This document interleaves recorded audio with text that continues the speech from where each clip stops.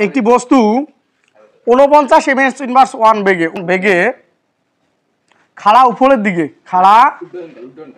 খাড়া উপরের দিকে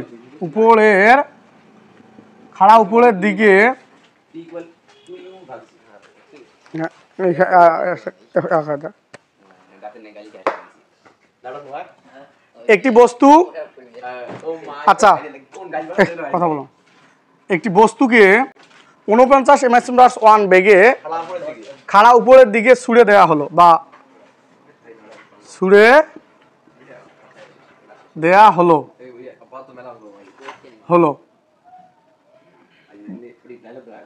তাহলে উপরের দিকে ছুড়ে দিয়েছি না, তাহলে বস্তুটি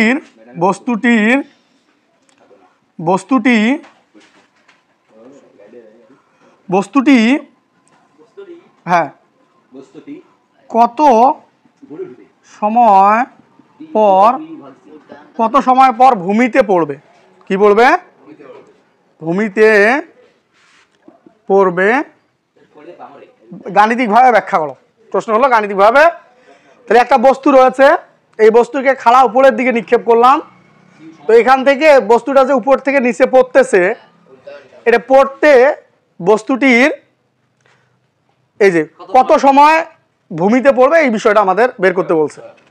তো ফিজিক্স কিন্তু অনেক সহজ যদি সূত্র জানা থাকে। হ্যাঁ আচ্ছা দেখো, যেহেতু একটা বস্তু রয়েছে 49 ms ইনভার্স 1 বেগে, তার মানে এখানে আদি বেগ, এখানে না, এখানে বস্তুটির আদি বেগ, তাহলে ইউ সমান 49 ms ইনভার্স 1। হ্যাঁ, তো উপরে নিক্ষেপ করার কথা বলছে যেহেতু, তার মানে উপর নিচের কথা বললে জির মান চলে আসবে।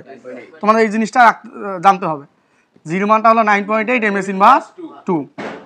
তো বলছে খাড়া উপরের দিকে নিক্ষেপ করলে কত সময় পর সেটা ভূমিতে পড়বে। তার মানে টির মানটা আমাদের হোয়াট? টি মানে বড় হাতের টিটা, উড্ডয়নকাল। হ্যাঁ, একবার টিতে উঠবে আর একবার টিতে নামবে, তার জন্য বড় হাতের টি দিবা। উড্ডয়নকাল কি কাল? উড্ডয়নকাল হচ্ছে হোয়াট, এখানে উড্ডয়নকাল বলা হয়েছে। তাহলে আমরা জানি উড্ডয়নকালে একটা তোমাদের সূত্র দিয়েছি, আর যারা অনলাইনে ক্লাস দেখতেছেন এই সূত্রগুলো না জানলে অবশ্যই সূত্রর একটা ভিডিও দেওয়া আছে, অবশ্যই দেখে নেবেন। আর এই উড্ডয়নকালের সূত্র দিয়ে আমরা সময় বের করব যে কোনো একটা নিক্ষিপ্ত বস্তু। ঠিক আছে, তো উড্ডয়নকাল টি সমান টুয়াইস ইউ বাই জি, মনে থাকবে? উড্ডয়নকাল টি সমান টুয়াইস ইউ বাই জি। তাহলে দেখো 2 ইন্টু ইউ এর মান তো আমাদের অলরেডি দেয়াই আছে, আর ভাগ হলো 9.8। তো এখান থেকে ক্যালকুলেশন করব, তাহলে 10 থাকে, কি থাকে? 10 সেকেন্ড, যেহেতু সময়, তাহলে 10 সেকেন্ড পর ভূমিতে পড়বে। দেখেন অনেক সহজ, কিন্তু এই উড্ডয়নকালের সূত্র যদি জেনে থাকেন তাহলে অনেক সহজেই কিন্তু ম্যাথটি আমরা করতে পারবো।